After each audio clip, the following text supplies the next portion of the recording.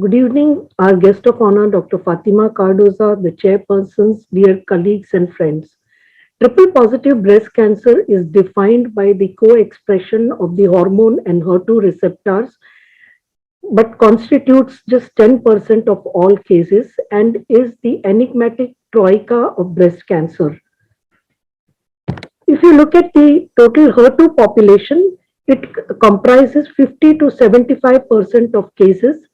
There are two dominant pathways with a crosstalk which exists between the two pathways, which means that if you inhibit one pathway, the other pathway is likely to get activated, which has implications for the treatment. The hormone receptor expression also lends the molecular intrinsic subtype heterogeneity of HER2 positive breast cancer. So if you look at the intrinsic subtypes by the PAM50 in HER2 positive breast cancer, you will see that the HER2 enriched, which lends sensitivity to the anti-HER2 therapies, constitutes about 47% of the HER2 positive breast cancers. But if you look at the hormone receptor non-expressing tumors, it rises to 70%, whereas if you look at the triple positive, the luminal cancers predominate. This is the crosstalk that occurs between the hormone receptor and the HER2 receptor pathways, which has great implications for the treatment because it lends itself to multiple targets. So, what is seen at the preclinical level? You can see that the triple positive with its predominant luminal subtype is ER dependent, it has low proliferation rate and a higher rate of PIK3CA mutations and a low proliferation rate. But if you look at the hormone receptor negative population, then it's completely the reverse, being ER independent and HER2 more dependent. So, what are the implications of this for the recurrence and survival according to the subtype? So, if you look at the German data, then you can see that the triple positive in the relative long-term survival is doing better than the hormone receptor negative population. This is also seen in the time to first metastasis, that the metastasis occurs earlier in the hormone receptor negative as opposed to the triple positive. And looking at the SEER data, which is the 4-year breast cancer specific survival by stage and subtype, you can see that in the earlier stages, both the subtypes of HER2 positive breast cancer have a similar survival. But if you look at the metastatic setting, then the results of the German study are echoed in the SEER group data as well. Now, coming to the first question, that does the hormone receptor expression impact the benefit of anti-HER2 therapies, first in the adjuvant and neoadjuvant settings, and then in the metastatic setting? So, if you look at the results of the Ebctcg analysis, which has just been published, you see that in this meta-analysis of 7 randomized trials, the effect of trastuzumab versus control is actually similar in the ER negative and positive population. It's only that the recurrences occur earlier in the ER negative as opposed to the ER positive. So the proportional reduction of recurrence is similar irrespective of the hormone receptor status, and the absolute reduction in breast cancer mortality at 10 years is 6.9% in the negative population versus 5.1% in the positive population. So let us look at the Hera trial follow-up, and you can see that again in this study as well, there's a similar efficacy of trastuzumab in both the subpopulations of HER2 positive breast cancer. Now, what about the APT trial and the affinity study? Now, if you look at the results of the APT trial by hormone receptor status on the left-hand side, you see that in the long term, the hormone receptor negative population may be having a worse survival, but the numbers are too small to take note of this. And then if you look at the affinity study in the high-risk population, the dual blockade does seem to have separation of curves in both the subtypes of HER2 positive population. So has a similar benefit in both the hormone receptor positive and negative population with almost similar hazard ratios. Now, coming to the neoadjuvant setting, as has been seen with luminal breast cancer, you can see the same thing is reflected in the HER2 positive, the hormone receptor co-expressing tumors. The blue lines indicate that the pathologic complete response in the luminal type of HER2 breast cancer is inferior to that seen in the HER2 hormone receptor negative population. And then, does this translate into a poorer survival? Well, the Catherine study has shown that the benefit of TDM1 for residual disease is the same irrespective of the hormone receptor status. So, the invasive disease free survival benefit with TDM1 was consistent regardless of the hormone receptor status as seen over here in the forest plot. Now, if you come to the disease-free and the event-free survival for some of the studies, then again you find that it tends to be slightly better in the hormone receptor negative, but these are relative percentages.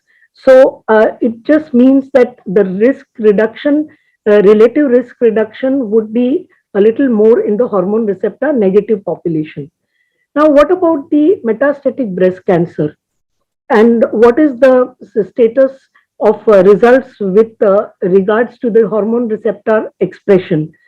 Now, if you look at the studies, the older studies, the Cleopatra, the coming to the MBC, the progression free and the overall survival benefits of the newer anti HER2 targeted therapies by hormone receptor status, you see that whether you look at the older studies, the Cleopatra, the Emilia, and the EGF 104900 study, then the hormone receptor negative seem to benefit a little more than the hormone receptor positive. But this is a relative reduction in the risk, which will naturally be more in the receptor negative than in the receptor positive population. Is there a benefit for adding endocrine therapy to HER2 targeted therapy? If you look at the German ADAPT trial, you can see that if you look at these two bars, then if you see with the addition of the endocrine therapy, it does not lead to improvement in the pathologic complete response rates. Now, the next question is chemotherapy needed in the HER2 positive and hormone receptor positive breast cancer? Well, there are two studies. One is the uh, uh, first study, neoadjuvant first study, and the TP11 study, which has looked at the dual HER2 targeted therapy with endocrine therapy and no chemotherapy. The pathologic complete response rates are 18 to 27%. And in the metastatic study, the PERTAIN study has also looked at patients without chemotherapy receiving the dual targeted anti-HER2 therapy with hormonal therapy versus trastuzumab with AI. And you can see that there is no difference in the overall survival between the two arms despite a better progression-free survival for the dual blockade. However, the median overall survival here without chemotherapy is inferior to the Cleopatra analysis, although one cannot do a cross-trial comparison. The phase 2 Monarch HER study is an important study which looks at the exclusion of chemotherapy in the metastatic setting. It had three arms where a combination of abemaciclib fulvestrant with trastuzumab was compared with abemaciclib trastuzumab or trastuzumab with standard chemotherapy.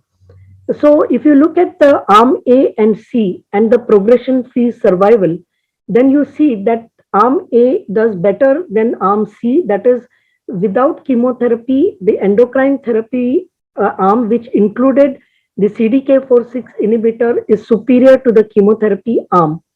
Whereas if you omit the fulvestrant, then the two arms are similar. Well, this does bring into question that there has been no study arm here which has fulvestrant and trastuzumab as the treatment.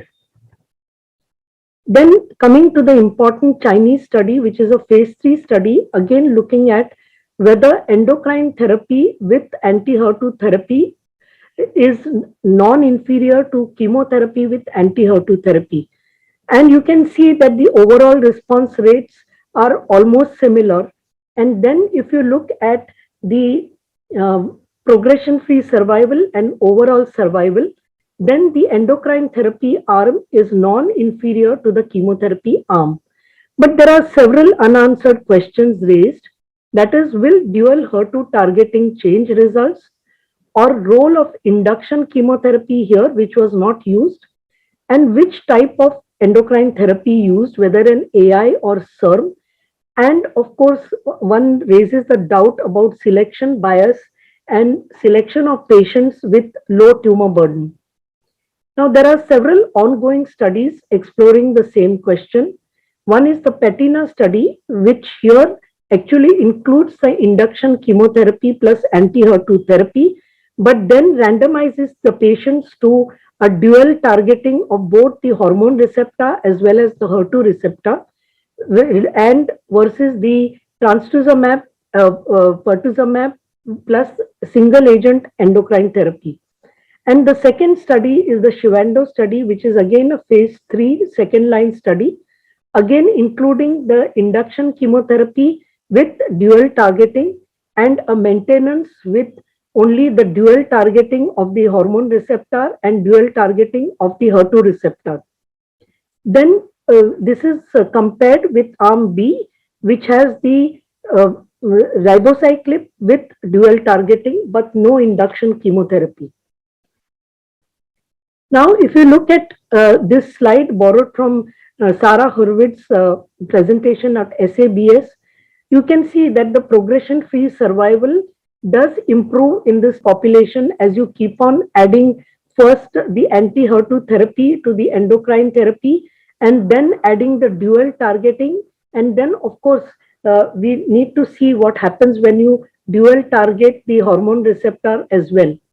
So, in conclusion, I would like to say that HER2 positive, hormone receptor positive, is a distinct subtype with different molecular profile than the HER2 positive hormone receptor negative disease. Benefit of HER2 targeting is irrespective of the hormone receptor status. Targeting HER2 is necessary, but the role of additional endocrine therapy is unclear in the metastatic breast cancer setting. But as you know that in the clinic, we do add endocrine therapy to these patients. Chemotherapy with anti-HER2 therapy remains the standard of care in early breast cancer and the metastatic setting with additional hormone therapy as indicated. Select patients not eligible for chemotherapy could be offered chemo-free therapy with a dual endocrine therapy and the anti-HER2 therapy. Thank you.